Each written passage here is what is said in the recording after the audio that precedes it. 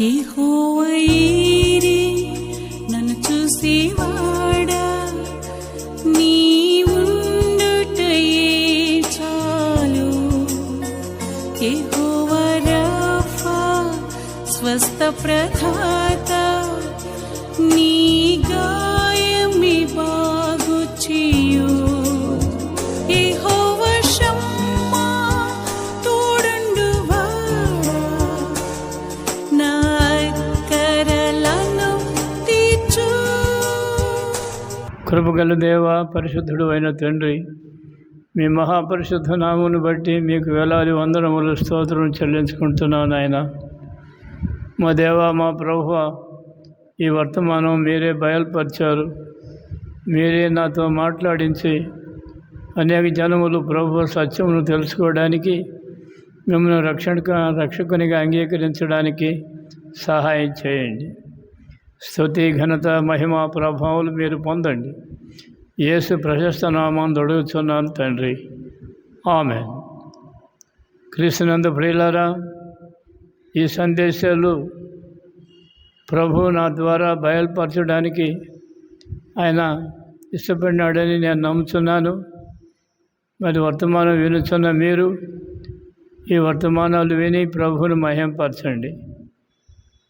మరి ఈ వర్తమానాలు యెహోవా ఈరే ప్రార్థనా మందిరం, సింగరాయకొండ, 9705337645 నుండి వెలువడుతున్నవి. ప్రార్థనతో మీరందరూ విని మరి ఆశీర్వదించబడవలసిందిగా ప్రభు నామమున మిమ్మల్ని మరి ప్రార్థిస్తున్నాను. మంచిది, దేవునికి స్తోత్రం. క్రీస్తునందు ప్రియులారా, ఈ దినం మన ముఖ్యాంశం ఏంటి అని అంటే, మత్తయి సువార్త 26వ అధ్యాయం 52వ వచనం. యేసు, నీ కత్తి వరలో తిరిగి పెట్టుము, కత్తి పట్టుకొని వారందరూ కత్తితోనే నశింతురు అని ఆయనే చెప్పాడు. కనుక ప్రియులారా, ఈ వర్తమానాలు జాగ్రత్తగా వినవలసిందిగా ప్రభు నామం పేరిట మీకు మనవి చేస్తూ ఉన్నాను. ప్రియులారా, ఈ వాక్యము ఈ దినాలలో అది అతిక్రమించేవారు కోకొల్లలు ఉన్నారు. కారణమేమి అదంటే వాక్యం తెలియకపోవటమే ప్రధాన కారణం. ఇక్కడ దేవుడు అంటున్నాడు, కత్తి పట్టుకొని వారందరూ కత్తితోనే నశింతురు. ప్రియులారా, ఈ విషయంలో ఆదికాండం 9వ అధ్యాయం 6వ వచనం మనతో మాట్లాడుతూ ఉంది. నరుని రక్తము చిందించు అనే రక్తము నరుని వలననే చిందింపబడును. నరుని రక్తము చిందించు అనే రక్తము నరుని వలననే చిందింపబడును. ఏలయనగా దేవుడు తన స్వరూపమందు నరుని చేసెను. చూడండి, ఇప్పుడు నీవు నేను ధరించినటువంటి ఈ రూపము ఎవరిది? దేవునిది. మన హృదయాల్లో ఎవరు నివసించాలని ఆశిస్తున్నారు? మన సృష్టికర్త అయిన దేవుడే నివసించవలే అని ఆశిస్తున్నాడు. కానీ మన యొక్క ఆదాము స్వభావం పోలేదు. ఆదాము చేయవద్దన్న పని చేశాడు. ఫలితంగానే భూలోకంలోనికి మరణం వచ్చింది. దాని ఫలితము ఈ దినాన భూలోకములో సజీవులుగా ఉన్న ప్రతి వారు ఈరోజు కాకపోయినా రేపైనా ఎప్పుడైనా అనుభవించి తీరవలసిందే. కనుక ఇక్కడ దేవుడు మనతో మాట్లాడుతున్నటువంటి విషయం ఏంటి అని అంటే, నరుని రక్తము చిందించు అనే రక్తము నరుని వలననే చిందింపబడును. ఏలయనగా దేవుడు తన స్వరూపమందు నరుని చేసెను. ప్రియులారా, ఈ విషయంలో దేవుడు మనతో ఖండితంగా మాట్లాడుతున్నటువంటి విషయం ఏంటి అని అంటే, నిర్గమకాండము 20వ అధ్యాయము 13వ వచనములో నరహత్య చేయకూడదు అని ఆజ్ఞాపించాడు ప్రభు. నరహత్య చేయకూడదు. ఇది ఎవరితో చెప్పాడు ఆయన? ప్రతి మానవునితో ఆయన చెప్పాడు ఈ మాట. నరహత్య చేయకూడదు. ఎందుకు నరహత్య చేయకూడదు అని అంటే, నరుని రక్తము చిందించు అనే రక్తము నరుని వలననే చిందింపబడును. ఏలయనగా దేవుడు తన స్వరూపమందు నరుని చేసెను. ప్రియులారా, ఎవరైతే సృష్టికర్తగా ఉన్నాడో ఆయనే సర్వమానవులతో చెప్పుతున్న మాట ఏంటి అని అంటే, నరహత్య చేయకూడదు. దేవునికి స్తోత్రం. దానికి ఇంకా మనం కొంచెం లోతుకు వెళ్ళి ఆలోచించినట్లయితే ఈ స్థలంలో ఇంకొక మాటను కూడా చూస్తున్నాం. ఆదికాండము 4వ అధ్యాయము 8 నుండి 12 వచనాలు మనం చూసినప్పుడు, కయీను తన తమ్ముడైన హేబెలుతో మాట్లాడెను. వారు పొలములో ఉన్నప్పుడు కయీను తన తమ్ముడైన హేబెలు మీద పడి అతనిని చంపెను. యెహోవా, నీ తమ్ముడైన హేబెలు ఎక్కడ ఉన్నాడని కయీనును అడుగగా అతడు, నేనెరుగను, నా తమ్మునికి నేను కావలివాడనా అనెను. అప్పుడు ఆయన, నీవు చేసిన పని ఏమిటి? నీ తమ్ముని రక్తము యొక్క స్వరము నేలలో నుండి నాకు మొరపెట్టుచున్నది. ఈ విషయం మనం జాగ్రత్తగా గమనించాలి. నీ తమ్ముని రక్తము యొక్క స్వరము నేలలో నుండి నాకు మొరపెట్టుచున్నది. ప్రియుడా, నీవెవరైనా సరే, నీ చేతిలో బలం ఉన్నదని, అధికారం ఉన్నదని, హోదాలున్నవని ఏవేవో నీవు ఊహించుకొని నీవు కత్తి పట్టుకొని నీ సహమానవుని రక్తము చిందించిన వాడవైతే, ఈ విషయం దయతో గమనించవలసిందిగా దేవుని సేవకునిగా నేను నీతో మాట్లాడుతున్నాను.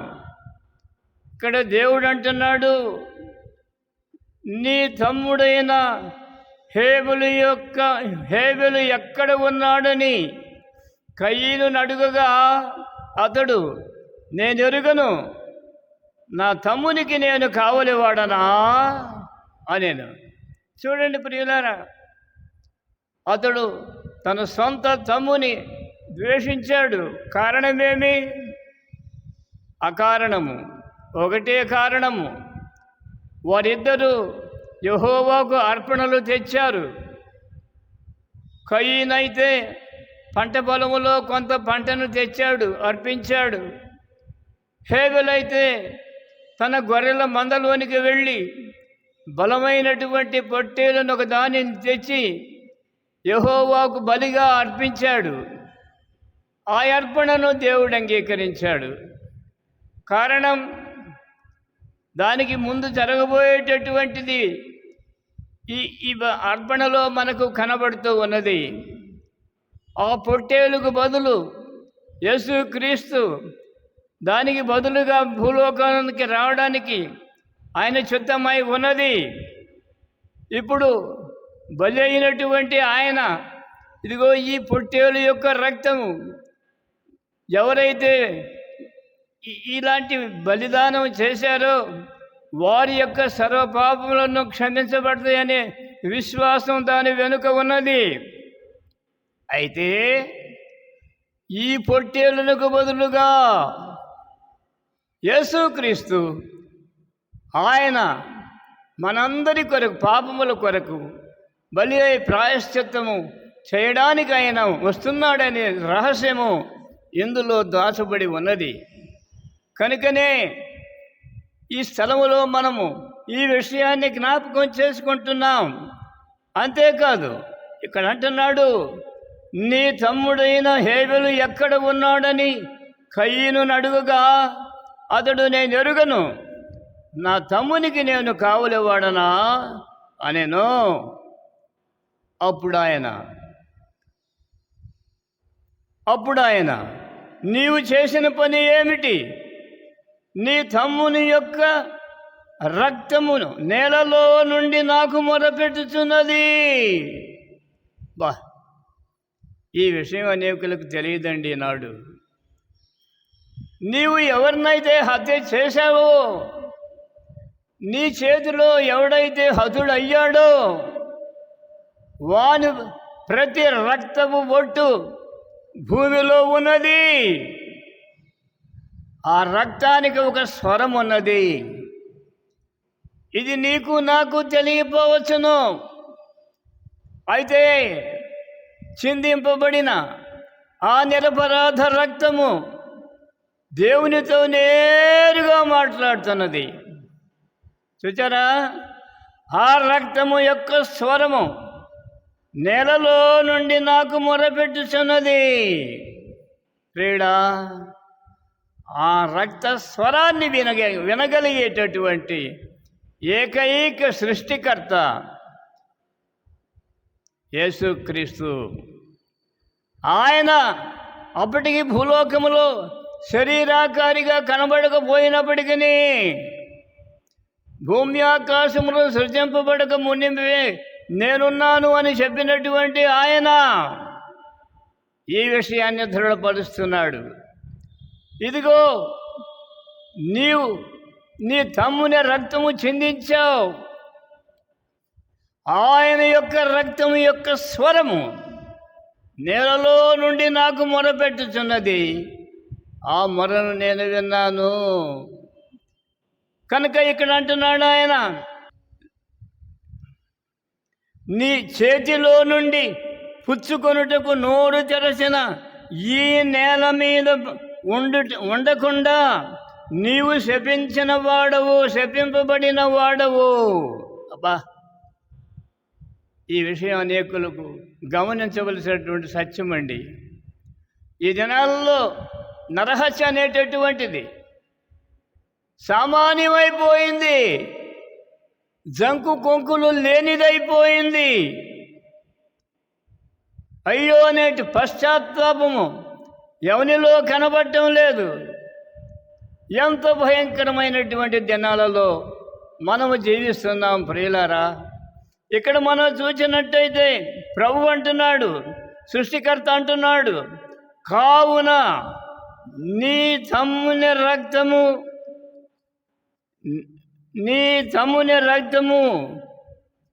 నీ చేతిలో నుండి పుచ్చుకొనుటకు నోరు తెరచిన ఈ నేల మీద ఉండకుండా నీవు శపించబడిన వాడవు. ప్రియులారా, మరి నీవు నీ తమ్ముడే కాదు, ఎవరైనా కావచ్చును, ఎవరినైనా సరే, అతడు దైవజనుడు కావచ్చును, కాకపోవచ్చును,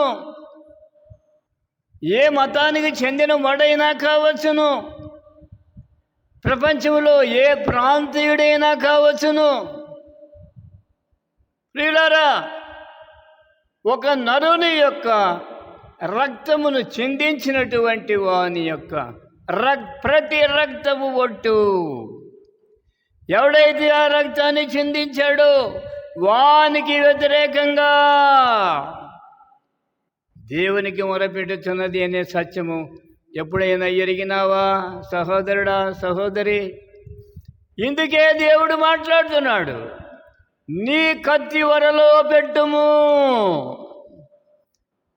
నీ కత్తి వరలో పెట్టుము. ఈ కత్తి పట్టిన ప్రతివాడు కత్తి చేతనే నశించును. కత్తి పట్టిన ప్రతివాడు లేక కత్తి పట్టిన వారందరూ కత్తితోనే నశించురు. ఈ విషయం గమనించితే ఒకవేళ నీవు నరహంతకుడవైనా నరహంతకురాలివైనా ఏ వయస్సుకు చెందిన వాడవైనా ప్రపంచంలో ఏ ప్రాంతీయుడవైనా నీ యొక్క చర్య దేవుడు చూస్తున్నాడని నీ చేతిలో హతుడైనటువంటి వాని యొక్క ప్రతి రక్తపు బొట్టు దేవునితో నేరుగా మాట్లాడుతున్నదనే విషయం ఇప్పుడైనా గమనించితే మంచిది. ఒకవేళ ఇలాంటి హత్య చేసినవాడా, హత్య చేసిన దానా, లేక హత్య చేయించినవాడా, హత్య చేయించిన దానా నీ వరువైనా కావచ్చును. నీవు దేవుని భయము లేనటువంటి దానవై, దేవుని భయము లేనటువంటి వాడవై ఇతరుల యొక్క రక్తమును చిందించుటకు నీవు ముందుకు వచ్చినట్టు వ్యక్తివైతే ఇప్పుడైనా ఈ దేవుని స్వరమునకు నీవు లోబడి కన్నీటితో నీ పాపమును ఒప్పుకున్నట్టయితే దేవుడు కరుణామయుడు. మారు మనసు పొందినటువంటి ప్రతి వ్యక్తిని ఆయన ఎంత మాత్రమును త్రోసివేసేవాడు కాడు. నీవు తెలియక పాపాంధకారములో ఉండి నరహత్య చేసినట్టయితే అది ఎక్కడికి పోదు.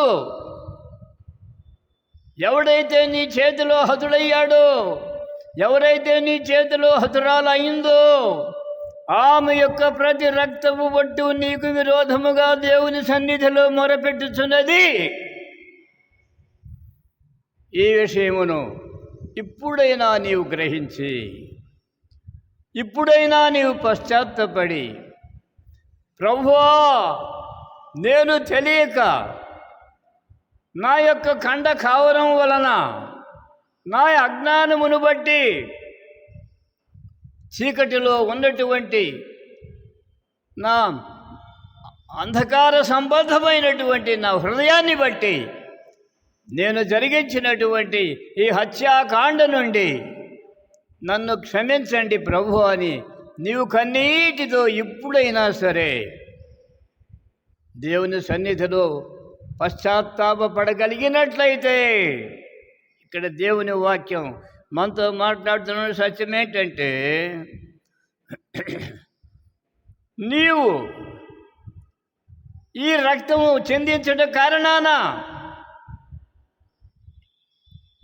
ఈ రక్తము ఏ భూమిలో ఇంకిపోయిందో ఆ భూమి మీద నీవు క్షేమముగా ఉండేటకు అర్హుడవు కావు. ఇదే దేవుని వాక్యం మాట్లాడుతుంది. కాబట్టి నీ తమ్ముని రక్తము నీ చేతిలో నుండి పుచ్చుకొనుటకు నోరు తెరచిన ఈ నేల మీద ఉండుటకు నీవు శపింపబడిన వాడవు. నీవు నేలను సేద్యపరచినప్పుడు అది తన సారము నీకియ్యదు. నీవు నేలను సేద్యపరచినప్పుడు అది తన సారము నీకియ్యదు. నీవు భూమి మీద దిగులు పడుచు దేశద్రమ్మరివై ఉందువు అనెను. ఇదండి ప్రియులారా భయంకరమైనటువంటి శాపము. భూమి మీద ఉండడానికి అవకాశం లేకుండా చేసుకున్నటువంటి ఈ సందర్భం ఆనాడు ఆది తల్లిదండ్రులైనటువంటి ఆదాము హవ్వలకు కలిగినటువంటి ఇద్దరు సంతానములో పెద్దవాడు చిన్నవాణిని హత్య చేశాడు. కారణం, వారిద్దరూ తెచ్చినటువంటి అర్పణలలో హేబెలు చిన్నవాడు తెచ్చినటువంటి అర్పణ దేవుడు అంగీకరించడమే కారణం. హేబెలు తన అన్నకు వ్యతిరేకముగా ఏ కార్యము జరిగించిన వాడు కాడు. దేవుని యందు తనకున్నటువంటి విశ్వాసం చొప్పున అతడు గొర్రెల కాపరి కాబట్టి ఆ మందలో అన్నిటికంటే బలమైనటువంటి పొట్టేళ్లను తెచ్చి ఆయనకు బలిగా అర్పించాడు. దాన్ని ప్రభు చూస్తున్నాడు. అయితే ఆ పొట్టేలు రానయ్యున్నటువంటి మరి ఫ్యూచర్ డేస్లో యేసు ప్రభువునకు అది సాక్ష్యముగా ఉన్నది. ఇక్కడ పొట్టేలు బలి అయిపోయింది.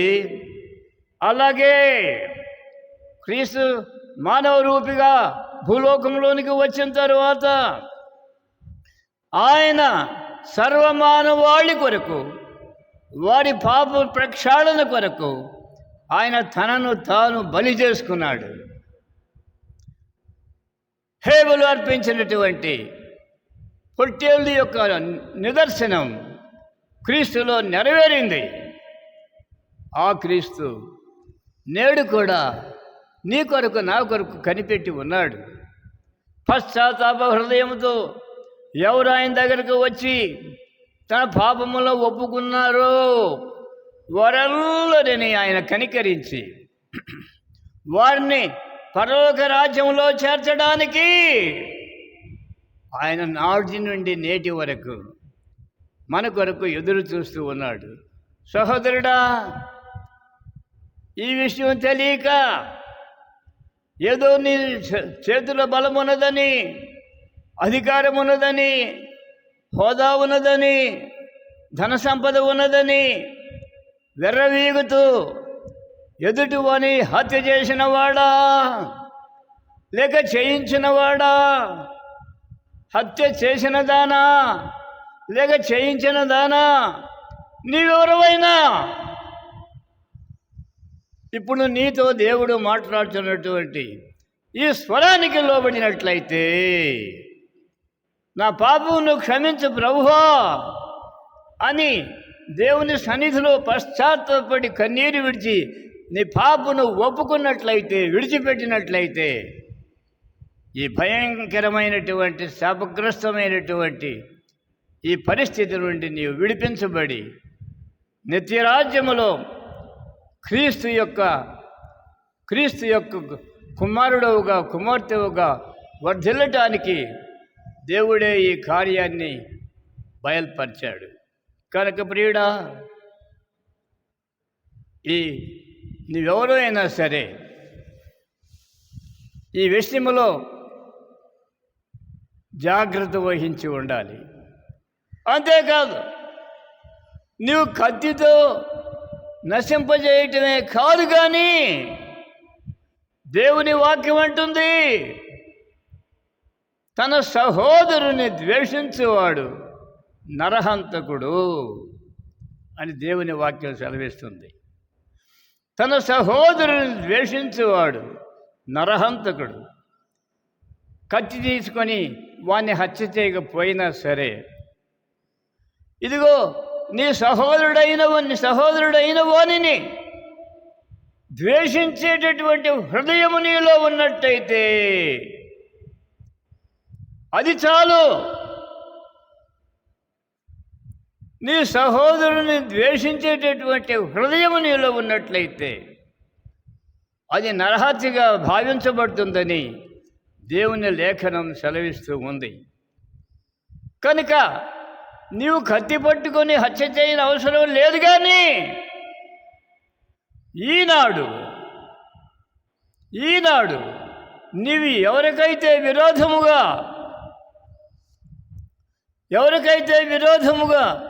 నీ హృదయములో కక్షమూని ఉన్నావో, ఎవరిని ద్వేషిస్తున్నావో, ఎవరి మీద అసూయ కలిగి ఉన్నావో,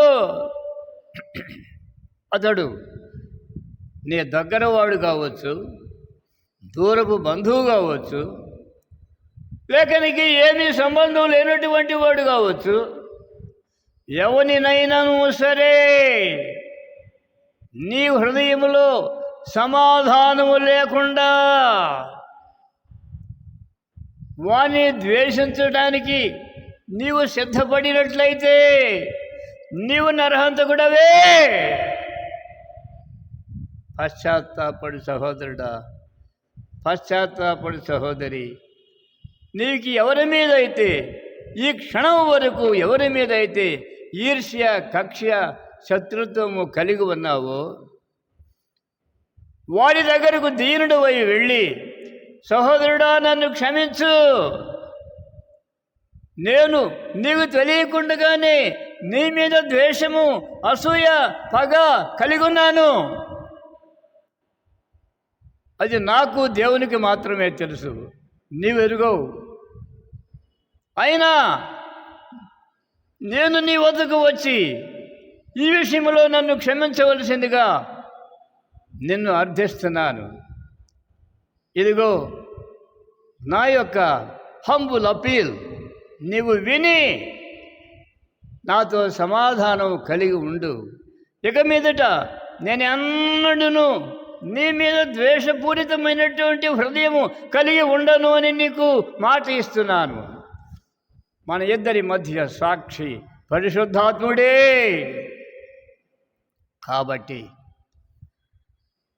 పాపభారముతో నశించుతున్న సమస్త వారులారా నా వద్దకు రండి అని చెప్పినటువంటి యేసు క్రీస్తు నీ కొరకు నా కొరకు ఇంకా వేచి ఉండగా, సమయము నేడేనని ఆ విషయం తెలుసుకొని మరి క్షణములో ఏమవుతుందో నీవు నేను జీవించి ఉండగలమో లేదో, ఈ క్షణమందే నీవు ఈ వాక్యం వినుచున్నప్పుడే నీవున్న స్థలములోనే మోకరించి, ప్రభువా నన్ను క్షమించు, నా సహోదరుని ద్వేషించువాడు నరహంతకుడని నేను ఇప్పుడే తెలుసుకున్నాను, ప్రభువా నన్ను క్షమించమని నీవు నీ హృదయమంతటితో ప్రభు సన్నిధిలో క్షమాపణ అడగగలిగినట్లయితే నీ మీద ఉన్నటువంటి ప్రతి విధమైనటువంటి శాపం తొలగిపోయి నిత్య సమాధానము, ప్రేమ, పరిశుద్ధతను నీ హృదయములో స్థాపింపబడి నీవు దేవుని కుమారుడవుగా, దేవుని కుమార్తెవుగా వర్ధిల్లుతావనేటటువంటి సత్యాన్ని ఇప్పుడైనా గ్రహించి లోబడి మారు మనసు పొందవలసిందిగా ప్రభువును క్షమాపణ అడిగి నిత్య నరకానికి తప్పించుకొని నిత్య జీవములో ప్రవేశించి యుగ యుగములో దేవుని సింహాసనం మీద ఆయనతో పాటు కూర్చుండేటటువంటి అవకాశంతో నీవు కలిగించుకునబలని దేవుని సేవకునిగా నీతో నేను ప్రాధేయపడుతూ మాట్లాడుతున్నాను. ప్రభు తన వర్తమానమును దీవించునుగాక. Praise the Lord. దేవునికి స్తోత్రం. కృపగల దేవా, పరిశుద్ధుడు అయిన తండ్రి, ఈ వర్తమానం మీరే ఇచ్చారు, మీరే మాట్లాడించారు, మీకు వందనాలు. విని మారు మనసు పొంది పాపమును క్షమించమని నీ సన్నిధిలోనికి ఎవరైతే ప్రభు వస్తున్నారో వారిని దర్శించండి. నిత్య జీవమును ప్రభు వారికి ప్రసాదించండి. స్తుతి, ఘనత, మహిమ, ప్రభావాలు మీరు పొందండి. యేసు ప్రశస్త నామందు అడుగుతున్నాను తండ్రి, ఆమేన్. తండ్రి అయిన దేవుని ప్రేమ, కుమారుడైన క్రీస్తు ప్రభు కృప, పరిశుద్ధాత్మని అన్యోన్య సహవాసము కూడి ఉన్న మనకును సర్వలోక పరిశుద్ధులకును సదాకాలము తోడై ఉండునుగాక. ఆమేన్. Praise the lord.